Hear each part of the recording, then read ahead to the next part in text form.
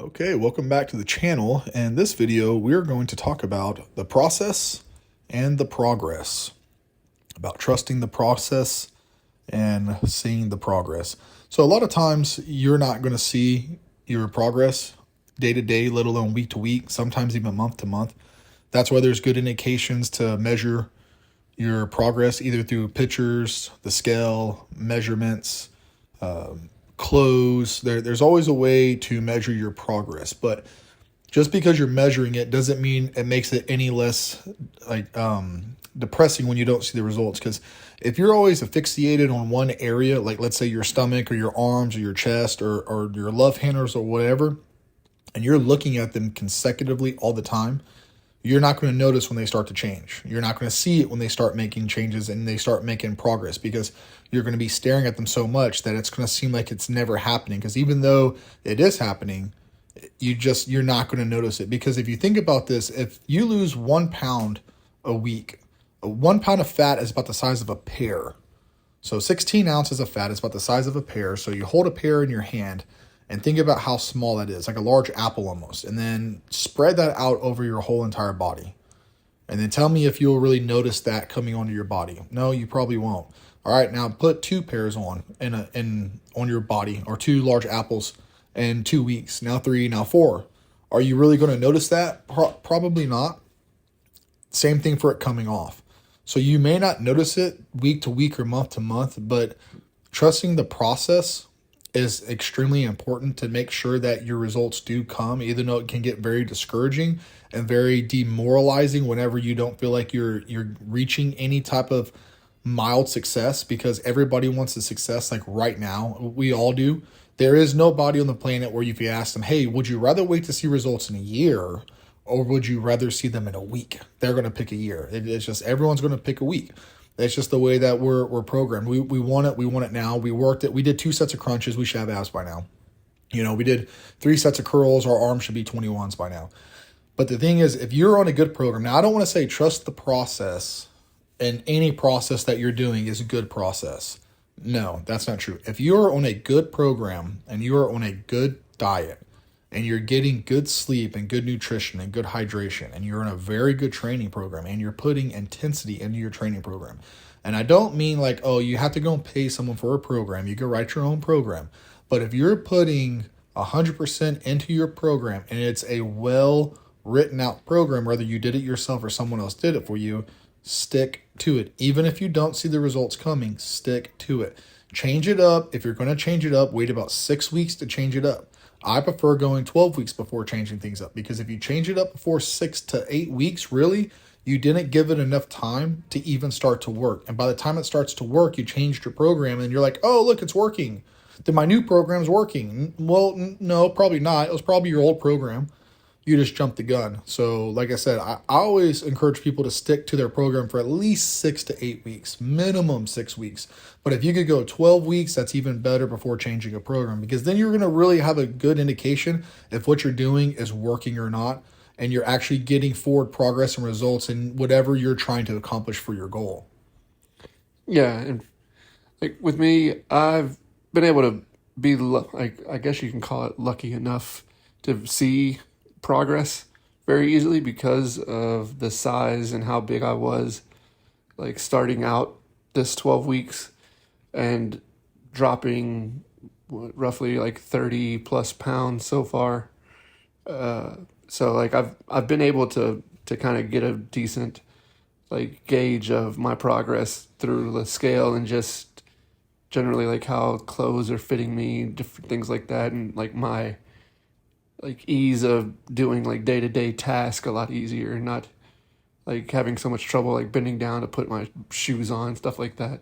So like that's been a good kind of thing for me at the moment, but at some point that's gonna, like you're saying, slow down and become a lot more difficult to just see like with the naked eye kind of thing. Like it's gonna be more of a very slowed down, like technical process of things that are coming off in like very small areas instead of like widely across the whole body. So if like when I get to that point, I'm just gonna have to stay focused on like what I'm doing is working.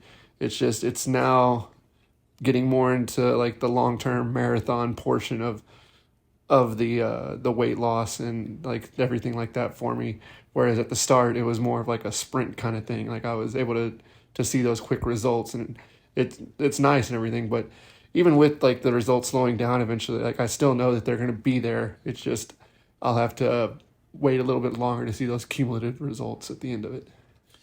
Yeah, and the thing too is also that it has a funny way when you're looking in the mirror and trying to see results that like your body will start taking fat from like your legs, or it'll start taking fat from your back where you don't see it, and then it's discouraging because the scale might be moving and your clothes are getting looser but you're not seeing it. It's like, well, it's taking it from areas that you can't see, but you still are losing weight, and then you're still making progress if you're trying to lose weight.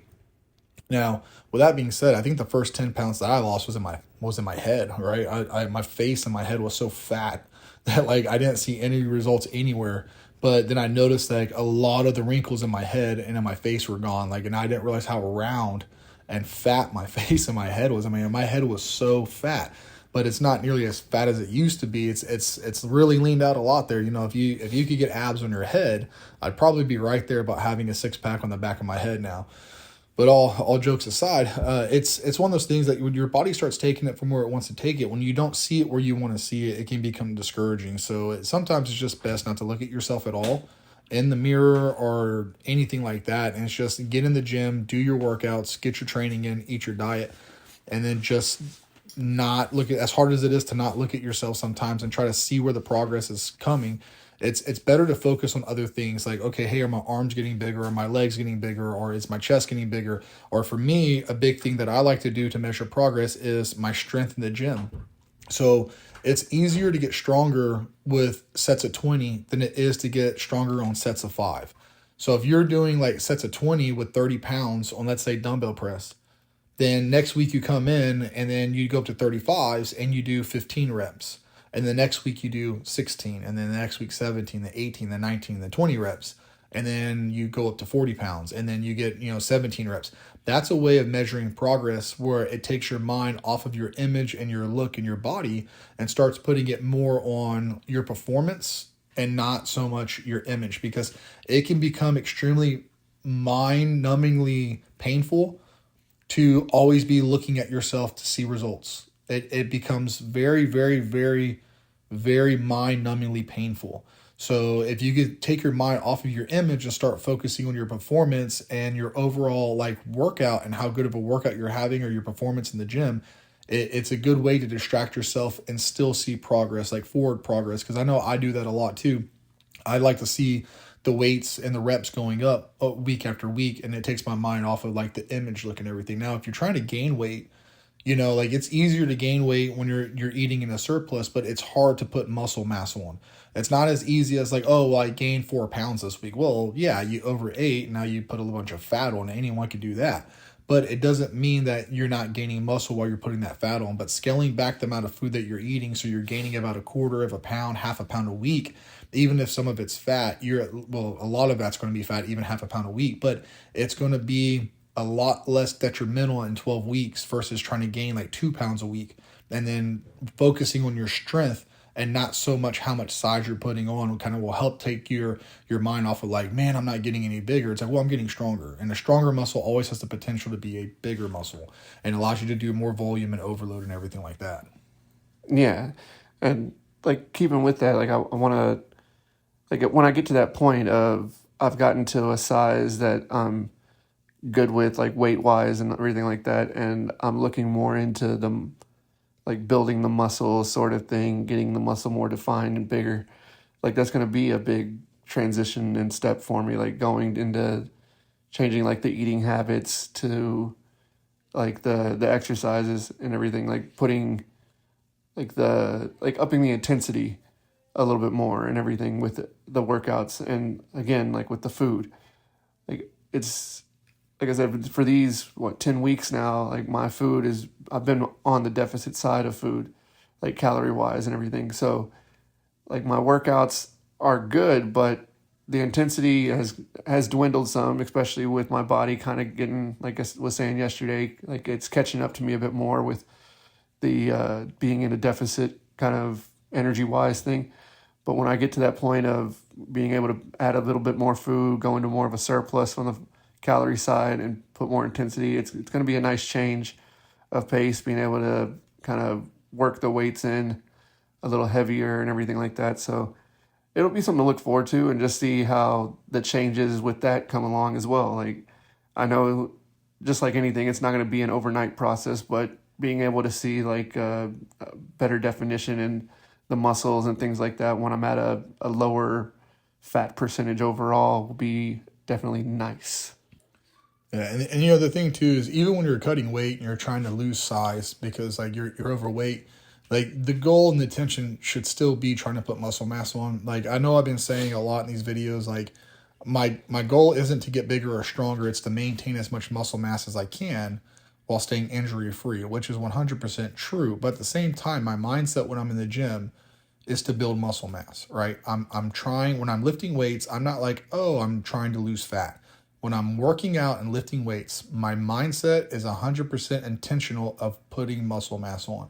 Can you put muscle mass on in a deficit? Well, there's a lot of controversy evidence out there saying one way or the other.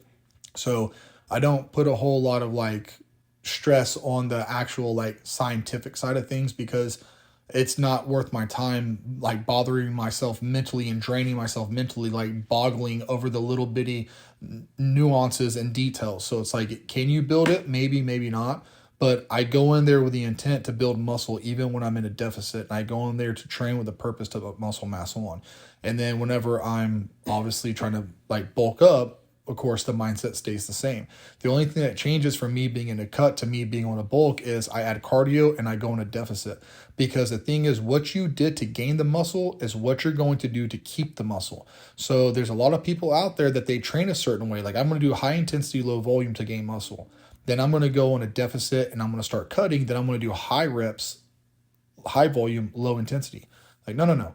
If you gain the muscle from that routine, keep doing that routine or that style of training because you can scale back the intensity, you can scale back the weights as you get weaker from being in a deficit, but it doesn't mean changing your workout is going to produce better results for losing weight or gaining weight. Like if you gained all your muscle mass off of doing high volume, low intensity, then all of a sudden you're like, I'm going to cut weight and I'm going to do high intensity, low volume. Like what is there to be gained from that? And it's the same thing for the other way around. Whatever you do to build your muscle is what you need to keep doing when you're in a cut. It's more important then than it is when you're actually building muscle, when you're in a deficit, because it's easier to burn muscle mass up if you do too much or go too far on the other end of the spectrum, because your body will break it down. Now, it's hard to break down muscle mass to be consumed for energy if you're eating enough food and proper nutrition. It's not impossible though. And then keep in mind, when you are on a cut, you can get depleted. And I actually saw this video of this guy. Let's see if we have enough time to talk about this. Yeah. So I saw this guy and he was dieting religiously for a couple of weeks. And then he had a weekend where he splurged and he went up like 7 or 8 pounds over the weekend. Then there's this other guy who was like, oh, you're eating more than what you're saying. You didn't just have a day that you cheated. You cheated all weekend, or you've been cheating longer than that. You don't gain 7 pounds in a week and in 2 days and da da da da da. Well, yes, you can. If you're getting very low carbohydrates, you're getting very low sodium, and you deplete the glucose out of your muscles and you dehydrate by eating a high salty meal and getting enough fluid in, you can gain 7 to 9 pounds in one meal. Like on the weekends, I go and eat pho. I'll have a bowl of pho with my wife, which is just basically rice noodle and chicken broth with some beef. And that high, salty, high sodium food that I'm not used to eating, after that day, Sunday, at the end of Sunday, I will be up almost 9 pounds. Monday morning, I'll be up almost 7 pounds in the morning from where I was Sunday morning. But come midweek, my water weight's back down. Now my pumps are better in the gym. My workouts are more intense. I have more energy. But then as the week goes on, Wednesday, Thursday, Friday, I deplete. I look flat. I lose energy, and it becomes more difficult to get a pump, maintain, and hold a pump, but my weight's back down. Come Saturday, Sunday, my weight's down 1 to 2 pounds. Come Sunday midday when I eat pho with my wife, my weight skyrockets back up. So for him to sit there and be like, oh, it doesn't work that way. Yeah, you're right. It doesn't work that way because it's 3,500 calories over what you're eating to put on 1 pound of fat. So if you put on 7 pounds of fat in a weekend, do the math on how many calories you would have to overeat what you're already eating to put that on. It's a lot of water weight. So keep that in mind for those of you who stray off your diet a little bit and then your weight skyrockets up. Don't let that discourage you and beat you down and be like, oh, I really messed up. Look at all this weight I gained back. Chances are, if you're on a very sodium restrictive diet and a very low carb diet, you just got a lot of carbs or you got a lot of sodium, which your body retained the fluid on. So don't stress that and beat yourself up for it. Just enjoy the pumps and enjoy the good workouts from that. So, but I think that's going to be it for me on this one, man. Is there anything else you want to add? No, sounds good. All right, guys. Well, we appreciate y'all watching. If you made it this long in the video, if y'all want to go ahead and leave us a like, we'd appreciate it. If you haven't subscribed to the channel, and if you're consecutively watching us, we'd appreciate it if you would subscribe to the channel. And if you don't want to, it's as simple as don't do it. But thanks for watching. Until next time. Yeah, catch you later.